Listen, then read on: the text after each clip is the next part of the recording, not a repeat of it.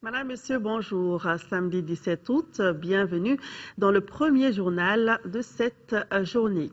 Le président de la République par intérim a bouclé hier par Ouagadougou, au Burkina Faso, une visite d'amitié au Nigeria et au Bénin. Dans ces différents pays, Diankouna Traoré a élevé à la dignité de Grand Croix de l'Ordre national du Mali les présidents Goodluck Jonathan, Thomas Boniaï et Blaise Compaoré. C'est en reconnaissance de leurs efforts déployés en faveur de la paix, de la stabilité et de la sécurité au Mali.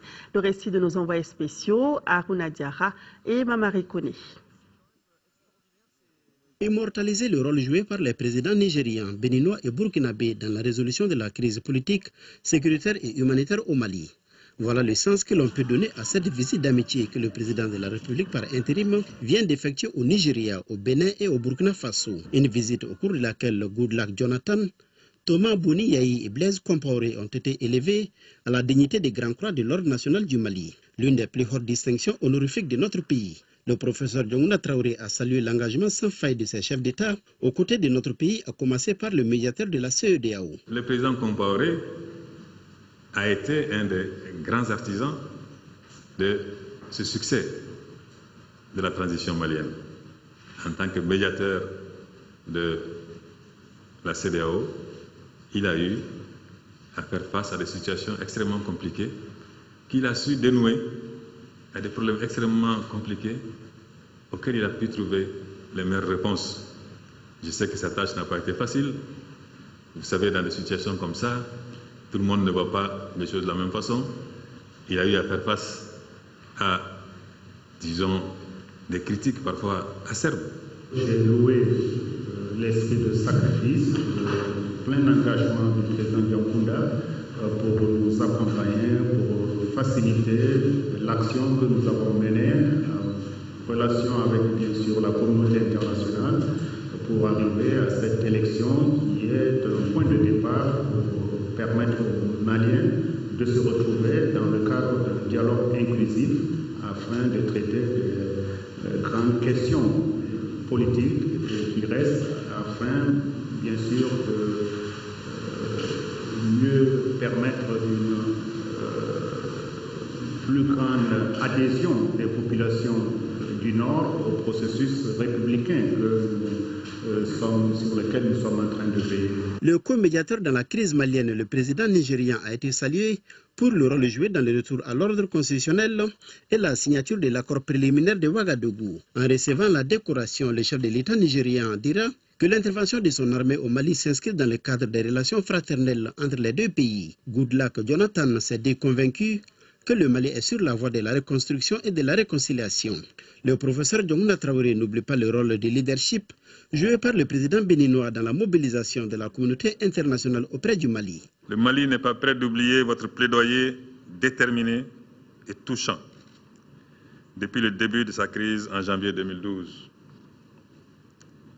À la tête de l'Union africaine, votre implication et votre engagement personnel ont été déterminants pour le retour de notre pays à la légalité constitutionnelle. Soyez persuadés que c'est en grande partie dans vos paroles que j'ai puisé ce que vous appelez ma détermination,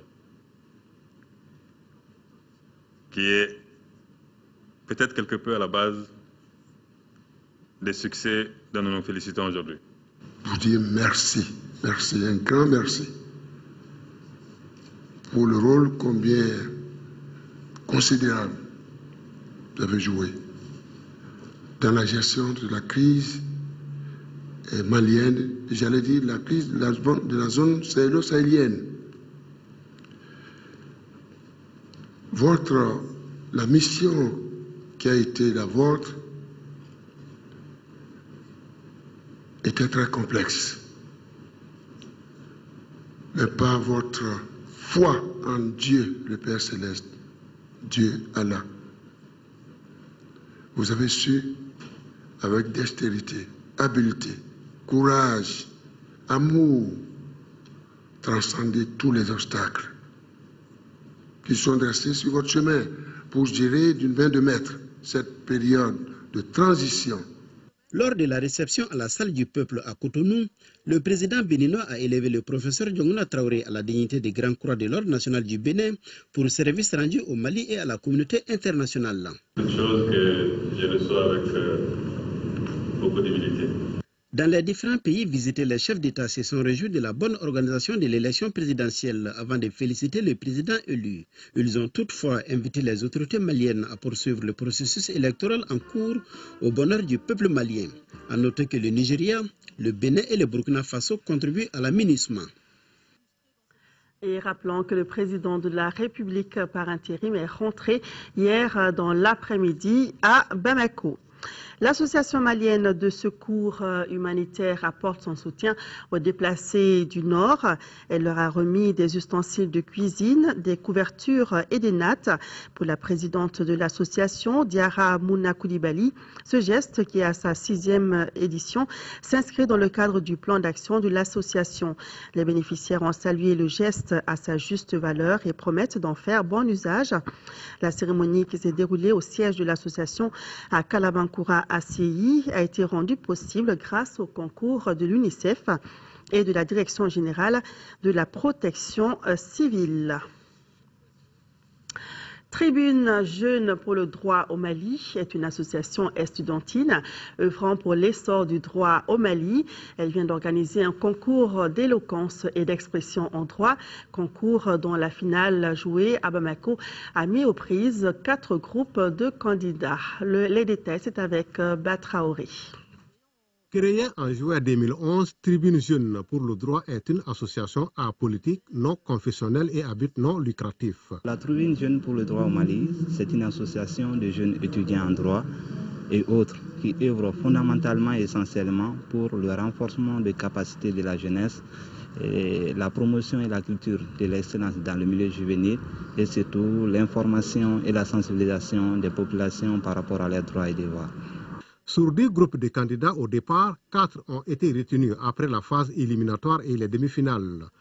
4 groupes qui s'affrontent ainsi en finale par des exposés sur des thèmes comme la haute cour de justice, une solution contre l'enrichissement illicite des dirigeants, ou les infractions électorales, les violences faites aux femmes. Le concours a pour objectif d'inciter les étudiants vers l'excellence et de créer entre les étudiants un esprit de concurrence et de cultiver la paix dans l'espace universitaire.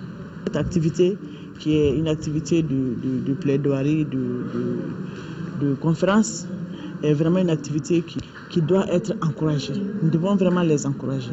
Donc, chaque fois, je dis qu'un sage a dit que si tu dois vivre par ton talent, tu n'as pas le droit d'être médiocre. Donc, il faudrait qu'ils cultivent l'excellence. Donc, cette activité contribue à les rendre excellents. Le concours a été agrémenté par la prestation du jeune écrivain, l'étudiant Omar Sidibé. Les 3 premiers groupes de candidats dans l'ordre ont reçu des attestations de participation et des livres. Ils bénéficient en plus d'inscriptions dans les bibliothèques de leur choix à Bamako. Quittons le droit pour le monde agricole. L'état végétal des cultures est jugé satisfaisant par le ministre de l'Agriculture. Baba Berté, en compagnie du PDG de la CMDT, était en visite à Balandougou, dans la filiale ouest de la CMDT. Les visiteurs ont échangé avec les producteurs sur les objectifs de la campagne 2013-2014. Il s'agit d'atteindre 450 000 tonnes de coton-graines et 2 millions de tonnes de céréales. Le ministre Baba Berté a tenu à expliquer aux producteurs qu'ils ne bénéficieront pas cette année des frais de complément sur le coton. Envoyés spéciaux Mohamed Diarra et Amadou Diawara. Kita est la dernière née des filiales de la CMDT. Le cercle fait aujourd'hui la fierté des responsables en charge de l'agriculture. Les ministres en charge de l'agriculture, de l'élevage et de la pêche et le PDG de la CMDT ont constaté la bonne physionomie de la campagne 2013-2014 à Balandougou, cercle de Kita. La fierté à quitter particulièrement à Balandougou ici, c'est l'organisation locale qu'on a vue. Nous avons vu une coopérative parfaitement organisée qui gère son développement au plan local sur tous les plans. Nous avons vu qu'il s'agisse de la production cotonnière, de la production céréalière, de la gestion même de la sécurité alimentaire, des questions de financement, une coopérative très très bien organisée. Le tableau présenté par le secrétaire général de l'Union des coopératives de coton de Balandougou est le suivant. 180 hectares de coton cultivés pendant la campagne 2011-2012 avec un rendement de 200 tonnes de coton graines, contre 175 hectares la campagne dernière avec un rendement de 180 tonnes. Cette année, la Société coopérative des producteurs de coton de Balandougou exploite 172 hectares. Des chiffres qui cadrent bien avec les ambitions de la CMDT. Pour y parvenir, le gouvernement a joué sa partition. Le gouvernement a dégagé une enveloppe de 35 milliards pour subventionner les intrants, c'est-à-dire les engrais et les semences de maïs hybrides. Le gouvernement l'a fait. Deuxième chose, le gouvernement a subventionné avec la CMDT une partie des pesticides. Et troisième chose, le gouvernement a financé l'opération des pluies provoquées. Pour les responsables de la CMDT Holding, l'état végétatif des cultures est rassurant. Les prévisions sont d'ailleurs en passe d'être dépassées. Aujourd'hui, la zone CMDT est à 95% de réalisation du plan de campagne coton. Kita, où nous sommes, est à 101%. Donc, ça veut dire pour le Mali, c'est environ 5 000 hectares de coton sémé et à Kita ici, 38 400 hectares de coton sémé. Je pense que ce qui reste aujourd'hui pour le coton, c'est les entretiens culturaux pour justement améliorer le rendement. Cette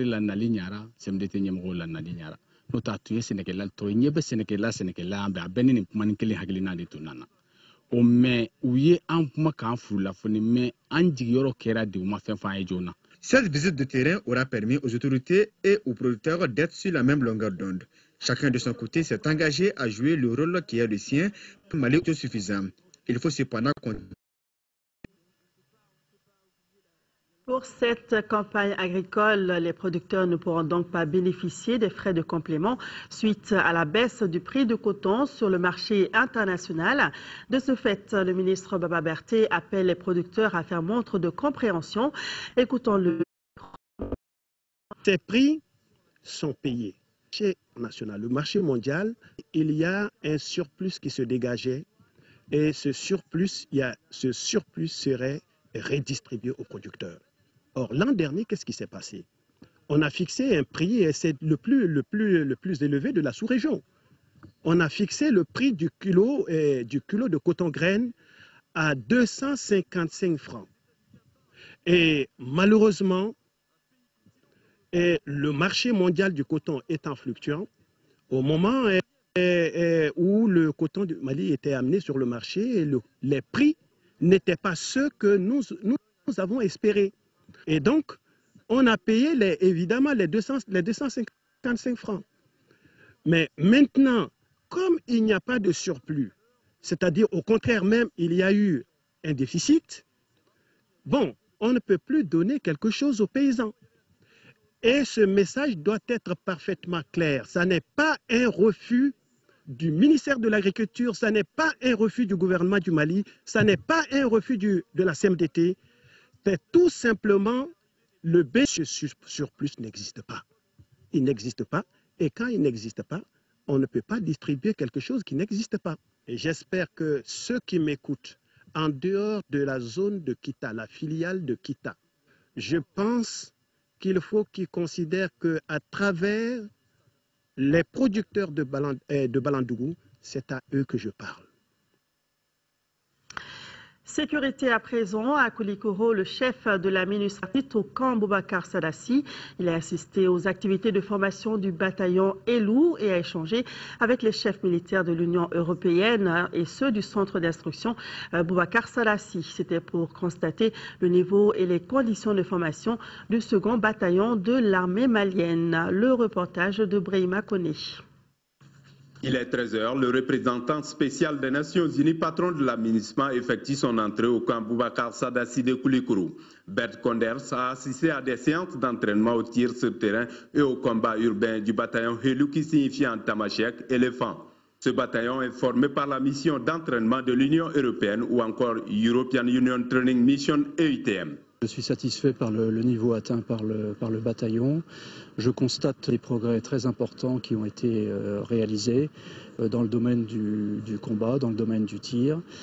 Et ce que nous avons essayé de faire, c'est de mettre les chefs de section, les chefs de groupe, le commandant de compagnie malien, acteur lui-même de son instruction dans le commandement de ses hommes, aidé par les instructeurs européens. Cette visite du représentant spécial des Nations Unies fait la fierté du commandant du centre d'instruction Boubacar Sadassi de Koulikoro, un centre qui s'érige comme étant le théâtre de formation de l'Union européenne. La visite des Nations Unies n'est qu'un grand réconfort encore. Ça veut dire toute l'attention que la communauté internationale accorde à la situation malienne.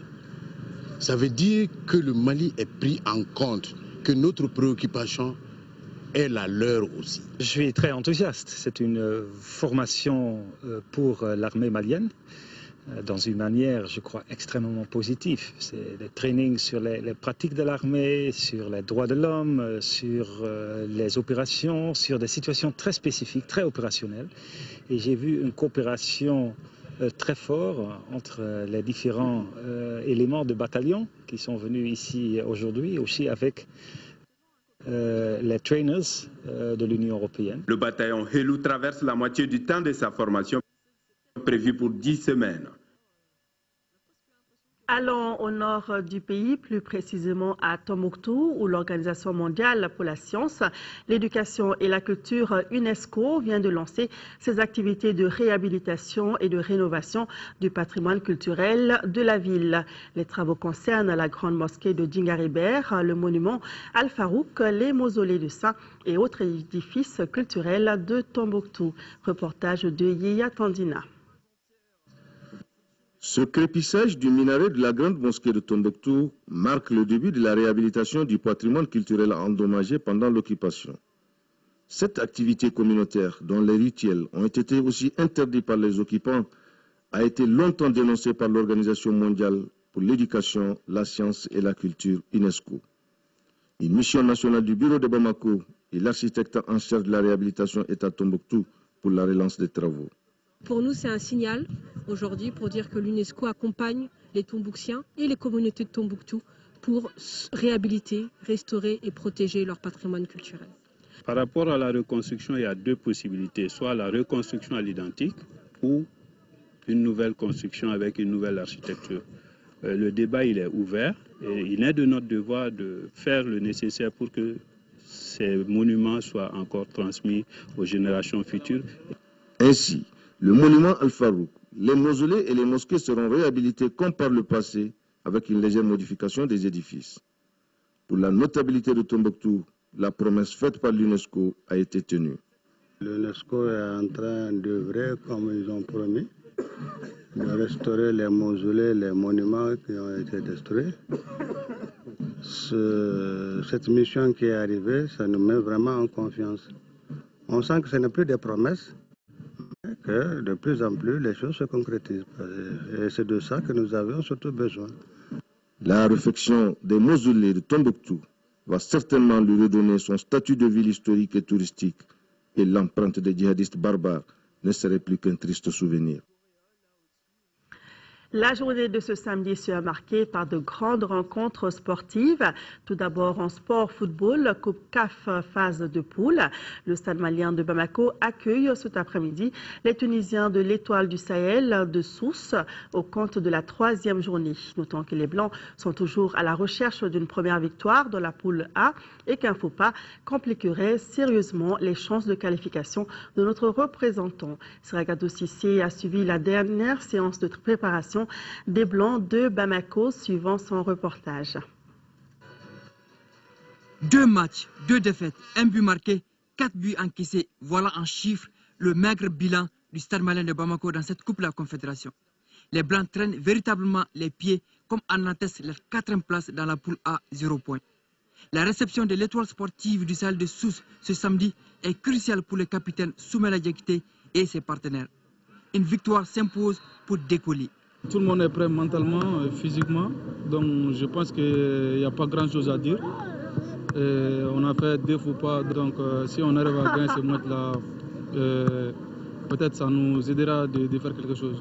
Devant son public, savourant encore la délice du doublé Coupe Championnat, le Stade Malien de Bamako n'a toujours pas montré de choses merveilleuses sur la scène continentale. On sait qu'on doit absolument gagner ce match-là, mais on peut aussi très bien le gagner à la 90e. Donc il ne faut pas non plus se mettre en tête qu'il faut absolument, dès les premières minutes, tout de suite scorer. En voulant démarrer des fois trop rapidement, on peut faire des bêtises. Je crois qu'il faut bien s'installer dans la rencontre, essayer de prendre les choses en main malgré tout, dominer l'adversaire, se créer des occasions et puis espérer en mettre une ou deux au fond, comme ça, au cours des 90 minutes. Mais il faut faire les choses calmement et de façon lucide. Samedi, le Stade Malien jouera son va-tout face à un adversaire expérimenté. Les Tunisiens connaissent bien les coins et recoins du Stade Modibo Keïta pour avoir éliminé les 11 créateurs de Niarela en 16e de finale de cette même épreuve. L'Étoile du Sahel a obtenu une victoire 2-1 contre les Éthiopiens de Saint-Georges et perdu le choc fratricide 1-0 face au club sportif sfaxien. Toute la semaine, les ateliers se sont multipliés au complexe sportif Fousseini Diarra de Sotiba ainsi que les discours de mobilisation. La survie du Stade Malien de Bamako dans cette Coupe de la Confédération phase de poule dépend en grande partie de ce match de samedi face à l'Étoile sportive du Sahel de Sousse de Tunisie. Voilà, bonne chance au Stade Malien de Bamako face à l'Étoile du Sahel de Tunisie. Le match c'est cet après-midi au Stade Modibo Keïta. Sortez nombreux pour aller supporter notre représentant à la Coupe CAF. Et toujours en sport, nous parlons basketball. Les finales de la Coupe du Mali se jouent cet après-midi dans la salle multifonctionnelle du stade du 26 mars. Elles opposeront en dames le Djoliba AC et le Stade malien. Et en messieurs, la S Police sera face au Stade malien. À sa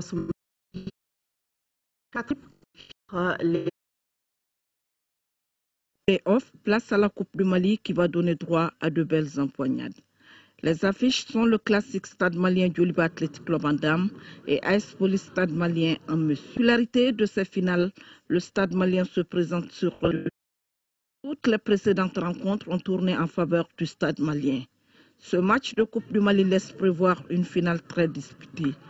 Ces deux équipes qui se retrouveront encore sont bien décidées à enlever le trophée de Dame Coupe. Pour nous, ça a été une erreur. Donc, on s'est préparé en conséquence. Inch'Allah, ça va marcher. C'est notre titre, on va faire tout pour le garder. L'équipe a été complètement changée. Il y a eu de nouveaux recrutements bons. On ne se connaît pas trop, mais je crois l'année prochaine, ça va marcher. Je demande à tous les supporters d'être patients. Le championnat, ça n'a pas été bon.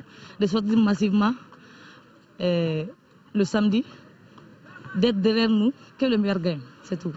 Je dirais qu'on a fait la même préparation comme au championnat. Nous, on reste toujours concentrés. C'est un match décisif pour nous. Et si on veut vraiment la coupe, la manière dont on a travaillé, c'est le vrai moment de montrer ça au public, à tous les Maliens, disons, d'ici et d'ailleurs. Donc on va montrer, on va faire ce qu'on peut et Inch'Allah, on verra bien. Quel appel vous avez à dire à vos supporters? De venir massivement nous supporter et ils ne seront pas vraiment dessus. Je souhaite bonne chance aux deux équipes, que le meilleur gagne. AS Police Stade malien en monsieur sont deux formations qui ont raté le titre de champion du Mali cette année. Pas d'erreur du côté du Stade malien car l'adversaire peut renverser la tendance à tout moment. Les policiers qui comptent sur leur combativité et leur solidarité sont prêts à ne rien lâcher. Mes ambitions sont très claires. C'est remporter la Coupe du Mali. L'équipe se prépare dans de très bonnes conditions. Les dirigeants nous ont accompagnés, ils nous ont suivis, ils nous ont beaucoup aidés pour la préparation. Maintenant, à nous de faire la preuve sur le terrain. Le SAD est une bonne équipe. À ce stade de la compétition, toutes les équipes se valent. Donc on fera tout pour trouver nos matchs sur le terrain et essayer de gagner le match. Le souhait que nous pouvons formuler est que l'esprit sportif règne tout au long de ces finales et que l'enjeu ne tue pas le jeu. Voilà les résultats des rencontres dans nos prochaines éditions. Merci à vous d'avoir suivi.